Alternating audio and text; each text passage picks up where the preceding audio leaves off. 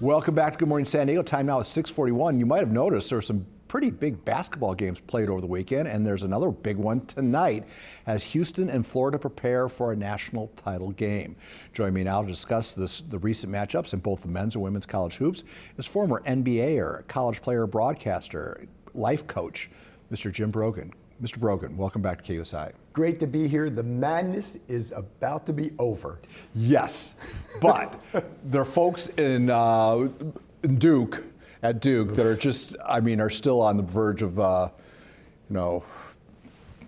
they just can't believe it. The odds of dropping, what was it, a 14-point lead in the final 8 minutes to fall.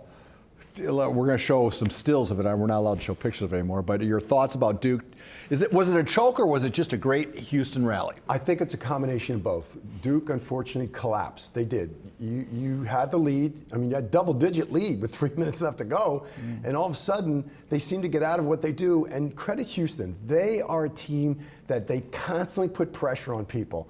And you have to play 40 minutes of up-tempo. And when you're not used to doing that, and that's what makes Houston, that's what made the difference right there. Calvin Sampson, he is going to recruit young men that can keep it up for about 40 minutes. And if you don't play defense on that team, you're not going to be on the floor. Well, there was also a pretty questionable, was it a questionable call? The referees did factor in. I don't know if it was a questionable call, I'll let you decide that. But there was a call late that allowed Houston to go to the other end of the court, shoot some free throws, and put them in a tie for the game. Or was it? Yeah, tie. Yes. So your thoughts about that call? Was it a blackout or something? No, I think it's a little bit over the back that was supposed to be called. And you got to let him play. Look, it gets to a point where you're out there, we're going to find out who's going to win. And the bottom line is when it comes down to crunch time, referees cannot really dictate the game. They should not really be the outcome of the game. Let the players play. Was it a foul? There's 3 referees out there. Not one of them called it. So, hey, play through it. Let it go. All right. And then as far as this is the first time Houston's been back since, what was it, five, the Five Jamma, yeah, with that team, right? With Clyde Drexler and all those? Yeah, this is so, it. So this is a pretty significant win for them. They'll be underdogs, though, because Florida, I think, is a 1.5-point favorite. Florida won their game. Talk a little bit about that. I think Florida really has the best chance here. If they can put up with the pressure that I just talked about that Houston's going to put on them. They're very deep. Waller Clayton has been just outstanding. This is the most valuable player of the tournament. He makes Florida go. And if the Gators get him the ball, they have a great opportunity. They have great interior defense. They're going about 6'10" with 2 guys down low, so they have great shot blockers. They can defend the inside part of the paint. So it's going to be a big task, but Florida just seems to be on a roll. They play great offense as far as passing the ball around.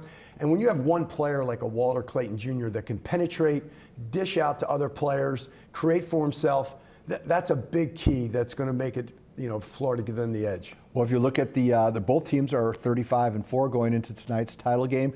Gators, as mentioned, are, if we could throw the graphic up, everybody, they're a 1.5-point favorites. They are, with the over and under set at 140 points. You're taking Florida and giving the points, I assume. I assume that's what I'm going to do, because Florida just, throughout the whole year, their whole body of work has shown they can win big games, and they won big games on the road. And this is a road game. It's the last game of the year, and I think they have the ability to do it. And Todd Golden, 39 years old, against Calvin Sampson, who's got experience galore, I just think that they have a great chance here to do it. All right, just before we get to what's going on in the portal locally, there was also a title handed out Sunday with UConn pretty much destroying South Carolina. 82-59, I believe, was the final. Could you speak a little bit to that game? Surprising. Dawn Staley, one of the best coaches in women's basketball today, I don't know if the team wasn't prepared or whether it was just what UConn did in Gino Aramara. They were just really well oiled. They just hit from the outside. They drove to the basket. They moved the ball. And they just caught South Carolina, I think, on a really bad night. And they played really well. It happens, right? Yes, it happens. It happens. All right. And what also is happening is, I think, to the detriment of the sport, but you're seeing this, basically every team now has to retool during the offseason as we look at some of the things that are happening just locally as it relates to the transfer. Now, Jake Hall's the kid from Carlsbad who was going to go to UCSD. Yes. But like everybody, UCSD has lost all 5 starters. They're 6-man, 2 coaches, and 2 recruits, Mr. Hall being one of them. how does a program recover from they're at their absolute zenith of success, and then 48 hours later they're back to square one? Paul, I think it's the biggest challenge in supposedly amateur sports today at the collegiate level, in that these people can all of a sudden one and done because of the amount of money they're being offered from other schools.